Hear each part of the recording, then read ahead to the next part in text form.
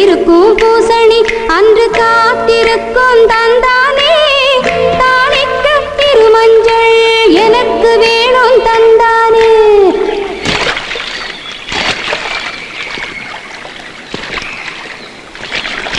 வடிவேலு, என்ன வடிவேலு இது?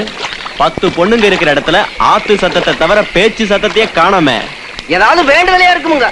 அந்த வேண்டுதலைய நம்ம தீர்த்து வச்சிருவோம். ஏங்க எல்லாரும் எங்க புறப்பட்டீங்க? சந்தைக்கு சார்.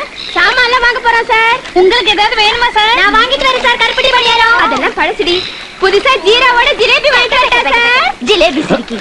ஏண்டி இப்படி ஆம்பளைனா அலையறீங்க? எவ்வளவு வாயை திறந்தீங்க, திறந்த வாயை மூட முடியாம பண்ணிடுவேன். என்ன எல்லாம் அடங்கி போச்சா?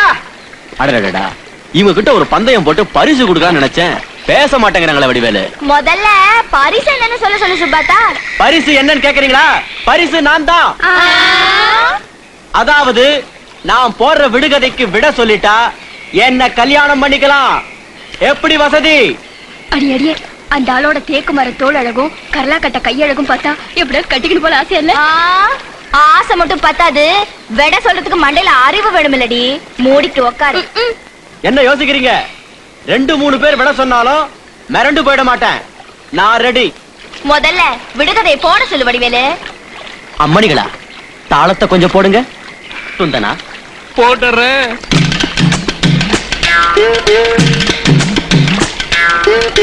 கன்னிமயில் ஒண்ணு இங்கே கலங்கி நிக்குது தந்தானே, ஜாதிக்காய் மாதுளம் பயந்து நிக்குது தந்தானே.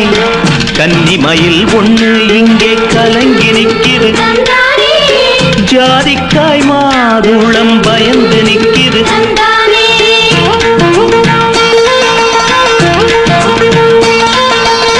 பூத்திருக்கும் பூசணி அன்று காத்திருக்கும் தந்தானே, தாளிக்க இருமஞ்சள் எனக்கு வேணும் தந்தானே. பூத்திருக்கும் பூசணி அன்று காத்திருக்கும் தாளிக்க இருமஞ்சள் எனக்கு வேணும் தந்தானே. தந்தானே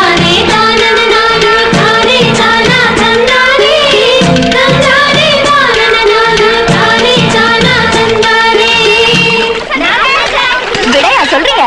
நான் போட்ட விடகதைக்கு நான் தாண்டி விட சொல்லணும். நீங்க தண்ணிக்குள்ள போய் விடைய சொல்லுங்க. போங்கடி ஜிலேபி சாப்பிடுங்களா? கௌரி சேர்ந்து தண்ணிக்குள்ள வந்துருச்சு. காப்பாத்துங்க சார். அதுக்கு நீச்சல் தெரியாது. ஐயோ, எனக்கு நீச்சல் தெரியாம போச்சு. ஏன்னா 5 பேரையும் அள்ளிட்டு வந்துருப்பேன்.